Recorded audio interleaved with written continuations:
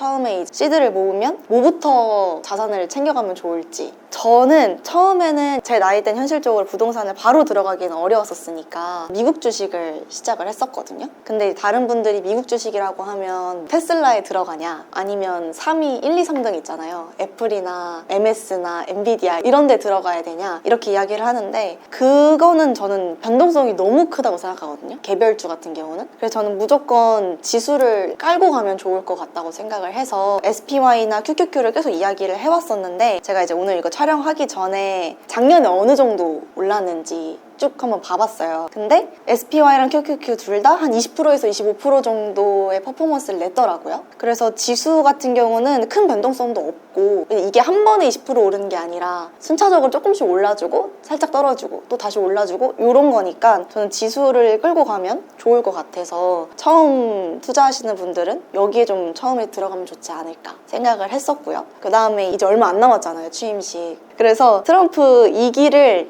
이제는 조금은 진짜 준비를 해야 하지 않을까 생각을 했었어요. 제가 개인적으로 봤을 때는 24년도 정도의 상승 또는 그 이상의 퍼포먼스를 낼 수 있을 거라 생각하거든요. 미국 주식이나 미국 기술에 대한 부분들이. 가장 주의해야 할 점은 다른 기사들도 많이 나오지만 변동성. 이게 엄청날 것 같다라고 생각을 합니다. 왜냐하면 트럼프 성격이 대놓고 하는 그런 성격이잖아요. 나 요 정도 할 거야. 말은 이렇게 하지만 그것보다는 솔직히 정책이나 이런 거 좀 덜 하는 스타일은 있어요. 그러니까 말만 좀 크게 하는 성격이 있긴 한데 그런 게 저는 주식에 많이 포함이 된다고 생각해요. 그래서 보통은 AI가 좀 많이 오르지 않을까 생각을 합니다. 그래서 하드웨어 같은 경우는 엔비디아, 그다음 요즘 뜨고 있는 게 브로드컴이잖아요. 이게 거의 지금 M7 미까지 따라왔거든요. 소프트웨어는 저는 요즘에 보고 있는 기업이 팔란티어? 약간 인류의 미래를 바꿀 수 있을 것 같더라고요. 제가 공부를 했을 때. 그래서 다른 분들이 처음에 막 주식 투자할 때 개인으로 많이 하시잖아요. 개인 증권 파가지고. 근데 법인 투자도 전 나쁘지 않다고 생각을 해요. 세금적이나 비용적인 부분에서. 그래서 저도 작년에 했던 시도 중에 하나가 법인 투자거든요. 법인으로 미국 주식을 샀어요? 네. 그걸 벌써부터 하고 있어요? 이제 비용적인 부분이나 세금 부분을 좀 잘 활용하는 방법이 뭐가 있을까 생각을 하다가 제가 이제 법인 사업자가 있었는데 법인으로도 미국 주식을 투자할 수 있구나 증권을 만들었죠. 근데 해보니까 법인으로 투자했을 때 이 세금 혜택이 너무 획기적인 거예요. 크죠. 개인 같은 경우는 일단 양도세가 거의 22%가 들어가는데 법인은 주식에서 나온 수익이랑 회사 활동을 했을 때 나온 수익이 다 합쳐져서 이제 법인세로 통합이 된단 말이에요. 그게 2억 이하면 9%에 해당이 되니까 충분히 메리트가 있을 것 같아서 그래서 저는 오히려 개인으로 하지 못하는 좀 공격적인 주식들 있잖아요. 코인베이스 아니면 뭐 마라홀딩스 코인 하시는 분들은 많이 아시는데 채굴주 같은 거 있잖아요. 아니면 비트코인 2배 레버리지 이런 것도 솔직히 개인으로 하기는 좀 어려워요. 대부분의 분들은. 근데 제가 법인으로 작년에 한 가을쯤 시작했을 때부터 지금 경험해본 결과는 괜찮더라고요. 그리고 법인 자금이다 보니까 개인보다는 부담감이 덜한? 그래서 법인 투자를 처음에 되게 어려워하시는 분들이 있는데 그냥 증권사 한 번만 가면 돼요. 직접. 개인은 온라인으로 증권을 열 수 있지만 법인은 서류를 직접 다 가져가서 대표자가 가야 되거든요. 이 과정만 한번 거치면 조금 더 혼자 하지 못했던 공격적인 투자들을 할 수 있지 않을까? 그리고 아직까지 대한민국에서는 법인으로 비트코인을 못 사잖아요. 그거의 대체제로 코인 관련된 주를 사보는 거죠. 좀 나쁘지 않은 전략이라고 생각해요. 그죠. 저도 법인으로 미국 주식 투자를 하고 있는데 네네네. 야, 근데 벌써부터? 네. 법인 미국 주식 투자는 사실 되게 좋죠. 개인 양도세가 미국 주식은 꽤 크니까 실질적으로 2억 이하를 대부분 굴릴 거기 때문에 그 9%만 내면 되고 이것저것 비용 처리하면 과세 표준이 더 떨궈져서 네네. 다들 2025년 투자를 어떤 방법을 해보고 싶은데 추천해줄 수 있는 게 뭐가 있냐. 법인이 사실 되게 좋은데 그러니까 부동산 경매하기에도 되게 좋고. 그쵸. 해당이 되니까.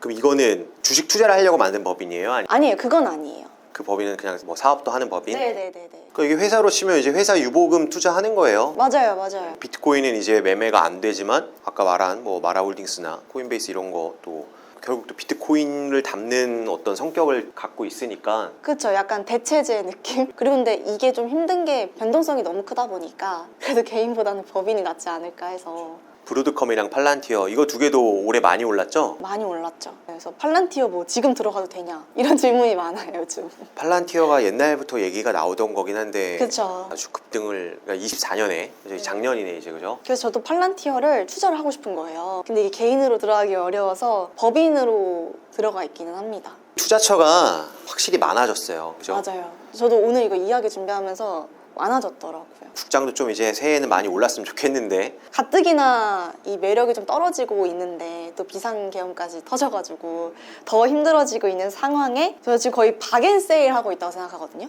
2024년 12월 23일에서 30일 기준으로 외국인 순매수 탑 10을 모아온 건데 그러니까 작년 마지막 주 때 코스닥에서 이제 외국인들이 가장 많이 산 순위예요. 네. 1위가 에코프로비엠이네. 제가 에코프로비엠이 되게 애정하는 주식이었는데 이제 24년에 거의 폭락했죠. 네, 그랬죠. 저는 솔직히 그 가격도 말이 안 된다고 생각하거든요. 에코프로비엠이나 아니면 지금 밑에 에코프로도 있고 이런데 2차 전지주를 23년도 초반에 한창 이게 떴었으니까 다른 분들이 한 번 뜨고 말 그런 섹터라고 생각을 하시는데 저는 아니라고 생각하거든요. 그러니까 전기차는 돌이킬 수 없는 그쪽으로 어차피 다 바뀔 거라고 생각이 들어요. 근데 그 중에서 과연 그런 미국 기업들이 중국 배터리를 쓸까? 최종적으로 저는 그렇게는 안 보기 때문에 분명 대한민국이 경쟁력 있는 부분이거든요. 근데 지금 이제 많이 떨어지고 있으니까 많이 속상하더라고요.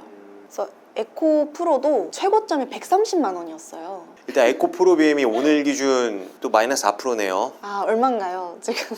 10만 5,500원이네요. 3개월 동안 주룩 떨어졌고 작년 이맘때가 32만 5천 원까지 찍었다가 지금 10만 5,500원이면은 거의 3분의 1 토막이 난 에코프로도 오늘 마이너스 3.65% 하락 중이고 이제 5만 5,400원이네요. 와, 1년 전에 12만 원, 뭐 13만 원 했는데 이것도 거의 비슷합니다. 에코프로가 최정점 130만 원이었는데요. 이게 액면 분할을 했어요. 10분의 1로. 그러면 13만 원이잖아요. 근데 이게 지금 5만 원대니까 진짜 외국인들이 박인세일로 그냥 다 주워 담고 있는 상황이라고 생각을 하는데 그래서 저도 올해는 국장을 들어가고 싶어요. 그러니까 뭐 저는 주식은 잘 모르지만 그래도 뭐 자산시장의 균형 측면에서 항상 부동산뿐만 아니라 다 살펴보곤 있는데 뭐 너무 많이 빠지긴 했죠 국장이. 네, 너무 많이 받았어요. 너무 많이. 국장에서 좀 좋은 소식이 있었으면 좋겠어요. 개인적으로. 대한민국에 살고 있는 사람으로서.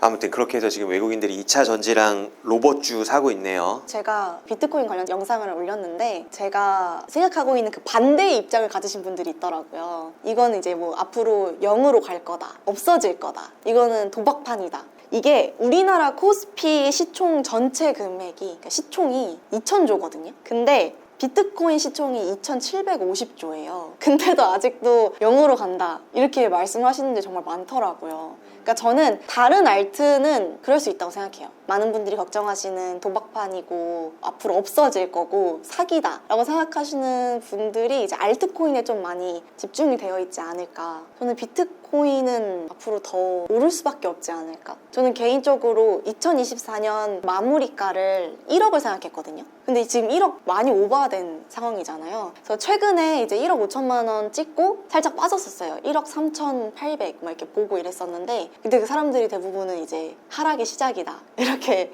말씀을 하셨는데요. 저 나름 잘 버텨주고 있다고 생각하거든요. 지금. 근데 이제 앞으로 한 3주가 좀 더 중요하지 않을까. 트럼프가 취임이 되기 전에 또 무슨 일이 벌어질지 모르는 거잖아요. 근데 비트코인에 대한 걱정은 앞으로는 더 안 해도 되지 않나 생각을 합니다. 지금 러시아도 이미 선포를 했거든요. 전략적 비축 자산으로 가져갈 거다. 근데 아직 우리나라가 그 부분에 대해서 따라가고 있지 못하는 것 같아서 네, 국가적으로도 좀 많이 아쉬운 상황이에요. 이제 25년 새해가 시작됐는데 유진님은 투자 방향성을 어떻게 잡고 계세요? 일단 초반에는 현금을 좀 모아가지 않을까 생각을 합니다. 가장 기본이죠. 항상 잉여를 남겨야 되고. 이제 현금 비중도 많이 중요하구나. 왜냐하면 그 전까지는 제가 비트코인을 너무 열심히 모았어서 코인 같은 경우는 아직 과세가 없잖아요. 그래서 막 필요하다면 빼서 쓸 수 있지만 제가 모은 비트코인을 빼서 쓰고 싶진 않더라고요. 그래서 어쨌든 꾸역꾸역 버티다가 아 이게 힘든 거구나를 느껴서 그리고 저는 국장에 들어가고 싶어요. 현금을 좀 모아서. 국장도 과세는 없으니까. 그래서 국장이 들어간다고 하면 저는 개인적으로 2차 전지. 2차 전지주. 네. 제가 2차 전지로 펌핑을 해서 비트코인을 산 거거든요. 그리고 2차 전지가 그때 단순 인기주는 아니라고 생각을 하기 때문에 저는 개인적으로 포스코 홀딩스도 이게 우리나라에 있어서 요 가격이지 이게 만약 미국에 있었으면 이 가격이 아니란 말이에요. 네, 그래서 많이 아쉬워요. 더 많이 뜰 것 같아서 저는 들어갈 것 같아요. 만약에 들어갔다면 촬영할 때 이야기하겠습니다. 들어갔다고. 그리고 이제 경매 낙찰받은 부동산 매도 플랜도 갖고 있는 거죠. 네, 나름 큰 목표 중에 하나예요. 올해의 말이 이제 2년이 되는 거죠. 네, 왜냐면 저도 부동산을 이렇게 팔아보는 건 처음이니까 긴장도 많이 되고 기대도 돼요. 사는 거보다 파는 게 또 다릅니다. 그때 그런 분위기나 그런 기분을 몰라서 묘해요. 또 이제 매도자 입장에 가서 계약서를 쓰고 잔금 받고. 계약하러 갈 때도 신기했는데 뭐 저는 오늘 그 부분이 좀 놀랐습니다. 법인으로 해서 미국 주식도 투자를 하고 있어서 세제 혜택도 받고 있고, 법인명으로는 지금 비트코인 투자가 안 되니까 비트코인 성격의 미국 주식을 또 투자를 하면서 그거를 상쇄하고 있다는 게 되게 놀랍다. 미국 주식 투자하시는 분들이라면 이 방법도 새롭게 도전해 볼 수 있다고 생각하거든요. 왜냐면 비트코인이 막 사이클이 있다 이러잖아요. 비트코인 관련된 대체제로 그 주식들을 투자하고 있으니까 그것도 충분히 잘 활용할 수 있을 것 같아요. 그리고 또 이제 뭐 공부법이 그때도 말씀해 주셨지만 기사 읽는 거 우리 부트스쿨 구독자분들도 재테크 초보자일 때 기사 읽기를 조금 올해는 습관화를 들이셔야 새해 복 많이 받고요. 저희는 다음 촬영 때 뵙는 걸로 하겠습니다. 감사합니다.